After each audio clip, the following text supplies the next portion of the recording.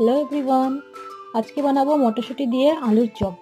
তো এই আলুর চপটা তৈরি করার জন্য প্রথমে মটরশুঁটি ছিলে নিয়েছি, তারপর মটরশুঁটিটাকে ভালো করে ভেজে ম্যাশ করে নিয়েছি, তারপর আলুটাকে সিদ্ধ করে ম্যাশ করে নিলাম।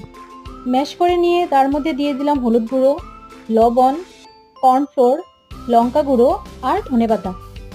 এখন সবগুলো ভালো করে মিক্স করে নিলাম। যেহেতু আলুটা আঠালো তাই হাতে অল্প তেল লাগিয়ে নেবে। এবার কিছুটা আলু নিয়ে সামান্য চ্যাপ্টা করে নিয়ে এর মধ্যে দিয়ে দিচ্ছি মটরশুঁটির পেস্টটা। এবার চারপাশ থেকে ঢেকে দিয়ে নিজের পছন্দ মতো শেপ করে নিলাম। তারপর একটা বাটিতে 2 চামচ ময়দা আর স্বাদ মতো লবণ দিয়ে গুলে নিয়েছি। এখন চপটা ময়দার ব্যাটারে ভালো করে ডুবিয়ে ব্রেড ক্রাম্বস ভালো করে দুই পাশে লাগিয়ে তেল দিয়ে লাল লাল করে ভেজে নিব। দেখুন তৈরি হয়ে গেল মটরশুঁটির আলুর চপ। ভিডিওটা ভালো লাগলে লাইক, শেয়ার অ্যান্ড সাবস্ক্রাইব করে দিন।